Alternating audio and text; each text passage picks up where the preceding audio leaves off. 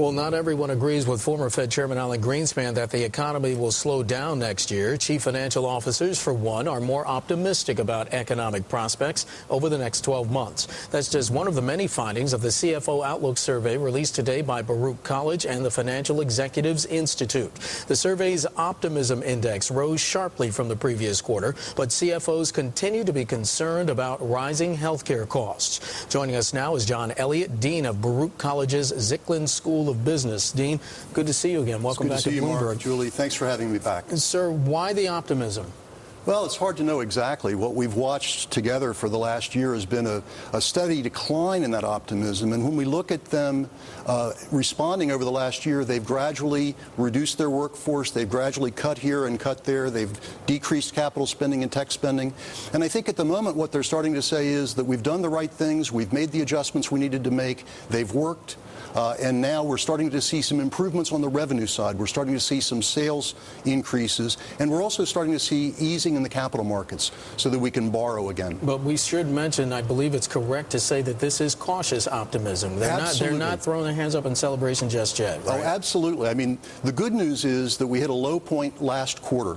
This quarter is back at levels that we saw a year, 18 months ago. So that's good news. On the other hand, the levels that we're looking at here, 54 or 64 on a scale of 100, they're down still sharply from where they were 5 years ago. So there's still a long way to go to get back to where we were in 06, 05, 04. Now, it is fascinating in this survey that one of the top concerns that remains is the issue of healthcare costs, which we just heard Lizzie talking about. Obviously, there's the big debate in Washington going on.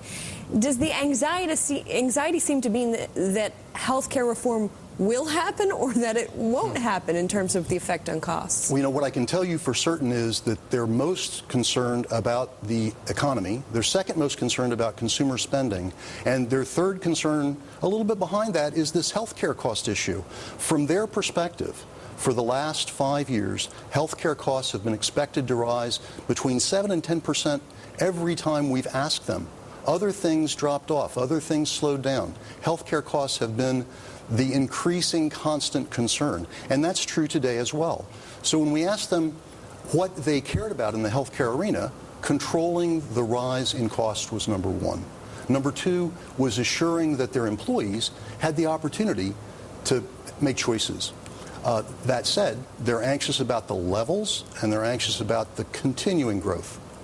Now, did you learn anything in the survey? Obviously, healthcare costs, there's only so much that a CFO can do about that, right, him or herself. But of the choices that they do have, what are they doing to try and limit the damage to their own companies? They're going to ask their employees to pay a slightly higher share of the cost. And in some cases, they're actually going to reduce the scope and the quality of the coverage. These are things that they're doing somewhat reluctantly. Remember that 98% of these companies offer health care as an employee benefit because they believe in it, their employees want it and need it. That said, when you ask them if they want to see regulation, 65% say don't require us to do it. They don't want it mandated. We're doing it, but don't require it. What are the CFOs telling you when they broach this subject with their employees? Are the employees willing to get on board to say, you know what, we don't want to do this, but if it means we get to keep our job, we'll pay a little bit more? You know, that's a really good question, Mark, and the way we administer these surveys, we don't get into that level of granularity, so I can't tell you for sure what they're hearing in those dialogues, but you can be sure that they are involving their employees in the choices. If you've got a choice between paying a little more or having a cut in coverage, which should we do together? Because at the end of the day, they are a team. We're going to see more hiring? We are. We are. Do they see the economy turning that corner to the point where they feel like within the next maybe 3 to 6 months they can start rehiring people? I think the really good news here is that they are looking at things like tech spending, and they're seeing a 7.2% increase in their tech spending. They're seeing slight increases in hiring. That wasn't the case last quarter or the quarter before. They've been trimming their employee base as a response to the costs that they saw. So yes, I think cautious optimism was your word, and I completely agree with it. It is the case that we're going to see some hiring. John Elliott, he's the Dean of the Zicklin School of Business at Baruch College. Dean, good to see you again. Thanks. Good to see you. Thank you.